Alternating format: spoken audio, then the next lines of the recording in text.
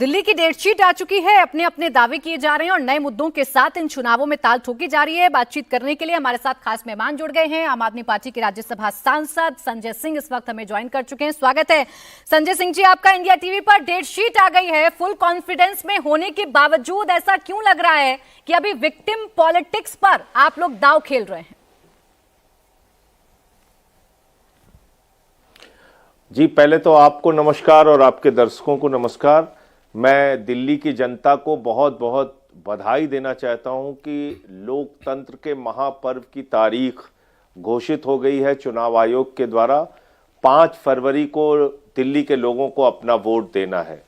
तो मैं समझता हूं कि अब दिल्ली के लोगों को तय करना है कि बिजली फ्री, पानी फ्री, शिक्षा फ्री, इलाज फ्री, माताओं बहनों के लिए बस की यात्रा फ्री, बुजुर्गों के लिए तीर्थ यात्रा फ्री और 2100 रुपए महिला सम्मान राशि और संजीवनी जैसी योजना घोषित करने वाले और इन मुद्दों पे काम करने वाले अरविंद केजरीवाल जी को चुनना है, या महिलाओं को गाली गलौज करने वाले रमेश बिधूड़ी और उनकी पार्टी को चुनना है। यह दिल्ली के लोगों को तय करना है कि नोट बांटकर वोट हासिल करने वालों को चुनना है या फिर जनता के लिए अच्छे स्कूल और अस्पताल बच्चों के लिए बनाने वालों को वोट करना है। तो मैं समझता हूं कि इस बार भी दिल्ली की जनता चौथी बार अरविंद केजरीवाल को प्रचंड बहुमत से जिताएगी। और चुनाव के लिए तो हम लोग पहले से ही चुनाव मैदान में, हमारा एक एक कार्यकर्ता लंबे समय से चुनाव प्रचार में जुटा हुआ है। लेकिन मोदी जी तो कह रहे हैं कुछ बंद नहीं होगा, जो चल रहा है वो चलता रहेगा। जितनी योजनाएं चल रही हैं केंद्र सरकार की तरफ से, राज्य सरकार की तरफ से, वो सब कुछ चलती रहेंगी। कहां कोई बंद करने की बात कह रहा है या कहां कौन दिल्ली वालों के साथ खिलवाड़ कर रहा है? मैं आपको और आपके दर्शकों को और दिल्ली के लोगों को याद दिलाना चाहूंगा कि जब हम लोगों ने माताओं बहनों के लिए बस की फ्री यात्रा की, इन लोगों ने जबरदस्त तरीके से विरोध किया। भारतीय जनता पार्टी के नेताओं का उस वक्त का बयान निकाल कर दिखाइए। बिजली फ्री की घोषणा की, उसका विरोध किया। पानी फ्री की घोषणा की, उसका विरोध किया। बुजुर्गों की तीर्थ यात्रा की घोषणा की, उसका विरोध किया। मोहल्ला क्लिनिक का विरोध किया। एक योजना बता दीजिए, फरिश्ते स्कीम का विरोध किया। योगा कराते थे हम लोगों ने दिल्ली के अंदर, योगा स्कीम को बंद करा दिया। किस योजना का विरोध नहीं किया इन्होंने?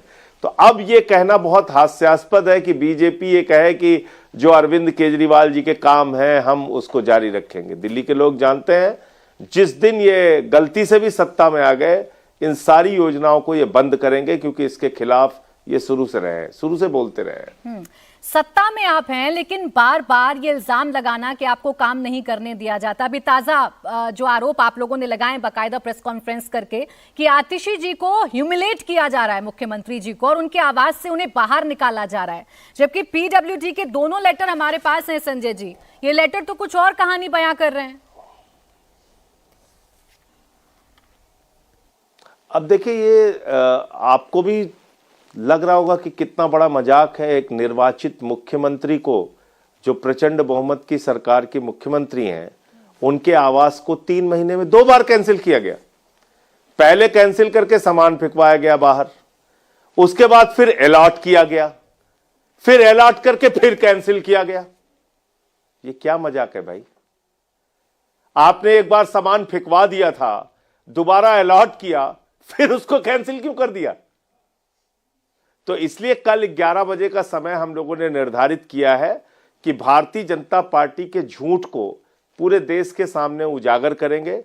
वो कहते हैं सोने की टॉयलेट बनी हुई है मुख्यमंत्री आवास में। लेकिन संजय जी, ये तो डेट वाइज पीडब्ल्यूडी के दस्तावेज ही बता रहे हैं। वो कहते हैं मुन्नी बार है वहां पे, स्विमिंग पूल है वहां पे, उसको दिखाएं। पीएम आवास पर आऊंगी, लेकिन अभी जो सीएम हाउस को लेकर बवाल मचा हुआ है, ये तो पूरी डेट के साथ लिखा हुआ है ना। 23/10/2024 को टेक्निकल पोजीशन लिया, उसके बावजूद जब सब कुछ फिट टू पोजीशन हो गया, 5 दिन तक कोई जवाब नहीं आया, जिसके बाद पीडब्ल्यूडी ने रद्द कर दिया अलॉटमेंट।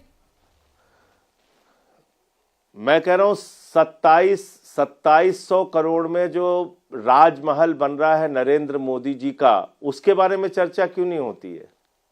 दिन रात जिस मुख्यमंत्री आवास को केजरीवाल जी छोड़ चुके हैं, उसके बारे में चर्चा होती है।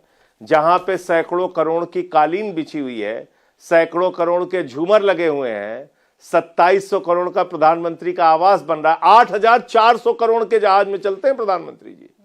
बड़े बड़े फैशन डिजाइनर फेल है उनके जीवन को अगर आप देखेंगे, 3-3 बार सूट बदलते हैं, संजय जी लाखों की पेन इस्तेमाल करते हैं, लाखों का चश्मा इस्तेमाल करते हैं। ना आपको पीएम आवास में कितना काम हुआ, पीएम कितना खर्च अपने आप पर कर रहे हैं, इसकी बात विद प्रूफ करिएगा। लेकिन अभी जो मेरे पास प्रूफ है सर, उस पर एक बार बात कर लेना।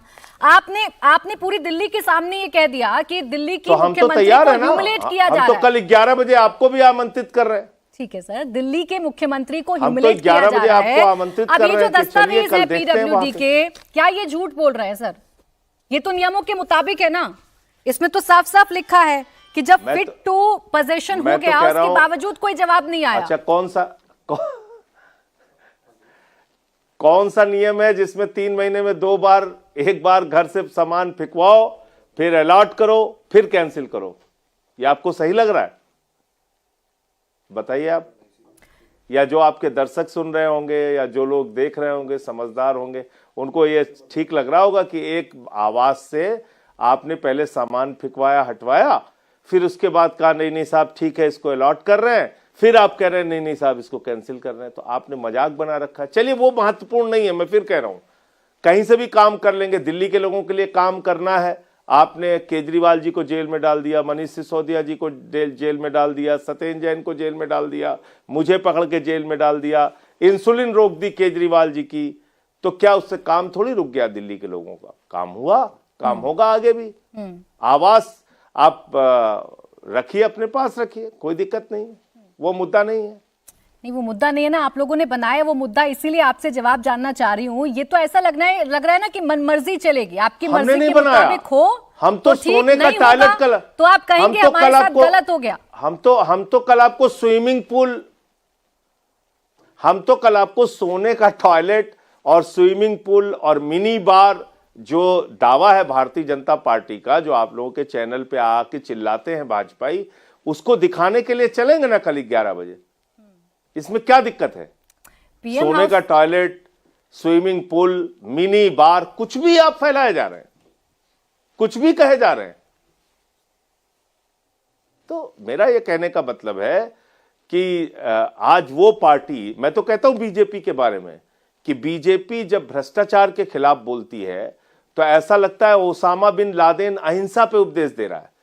जिस पार्टी के अंदर हेमंत विश्व शर्मा जैसे लोग हैं जिनके खिलाफ वाटर घोटाले की बुकलेट निकाली थी बीजेपी ने, शुवेंदु अधिकारी, सीबीआई, ईडी की जांच चल रही थी, मुकुल राय, छगन भुजबल, नारायण राणे, हसन मुशर्रफ, येदुरप्पा, जनार्दन रेड्डी, कितने नाम गिनाऊं आपको? सबके सब आज अजीत पवार, 70,000 करोड़ के सिंचाई घोटाले का आरोप स्वयं प्रधानमंत्री जी ने लगाया। अच्छा चले ठीक, आपको ईडी, सीबीआई, केंद्रीय जांच एजेंसियों पर यकीन नहीं है केजरीवाल वो तो आप बार-बार कहते हैं। आपके नेताओं पर आरोप लगे, जेल हुई, बाद में जमानत मिली, आपको यकीन नहीं है। लेकिन सीएजी की रिपोर्ट है ना, जिस शीश महल की इतनी चर्चा हो रही है और जिसके बारे में आप मुझसे कह रहे हैं, यकीन को छोड़ दीजिए, सीएजी की रिपोर्ट है कि नहीं है? कैग की रिपोर्ट है कि नहीं है? प्राची जी, मेरे यकीन को आप किनारे कीजिए, मेरे यकीन को आप किनारे कीजिए। मैं तो कह रहा हूं सीबीआई वाले ईडी पे छापा मार रहे हैं, 5 करोड़ बरामद कर रहे हैं हिमाचल में ईडी के दफ्तर से। सीबीआई वाले ईडी पे छापा मार रहे हैं। यहां क्लैरजेस में ईडी के ऊपर छापा मारा था सीबीआई वालों ने। आप मेरे विश्वास की बात कर रही हैं? अरे मेरे विश्वास को किनारे कीजिए। इन एजेंसियों का दुरुपयोग हो रहा है, ये सुप्रीम कोर्ट तक ने माना है। लेकिन ना दस्तावेज मांगेंगे संजय जी, ना कोई रिपोर्ट मांगेंगे, तो किसी चीज पर तो यकीन करेंगे ना आप लोग। कोई तो ऐसी व्यवस्था होगी, कोई तो ऐसी संस्था होगी जिसपे संजय सिंह जी को यकीन हो। कौन सा दस्तावेज मानना है बताइए ना आप? सीएजी की रिपोर्ट, उसे तो मानेंगे नहीं मानेंगे? बताइए किस दस्तावेज पे यकीन करेंगे? कैग की रिपोर्ट को मानेंगे कि नहीं मानेंगे? किसमें? भारतमाला वाले पे, जो लाखों करोड़ के भ्रष्टाचार की आई है। शीश महल पर सर, गुजरात के अंदर जो हजारों करोड़ के भ्रष्टाचार की रिपोर्ट आई है, तो क्या शीश महल वाली रिपोर्ट भी ठीक है? या कुंभ मेला पे जो सीएजी की भ्रष्टाचार की रिपोर्ट यूपी पे आई है, मान ली सर, मैं कह रही हूँ वो सारी रिपोर्ट ठीक है। भारतमाला प्रोजेक्ट पे जो तो शीश महल वाली रिपोर्ट ठीक है कि नहीं? ठीक, हजारों करोड़ के भ्रष्टाचार की आई है। ये सब सारी सीएजी रिपोर्ट हमने रखी हुई है।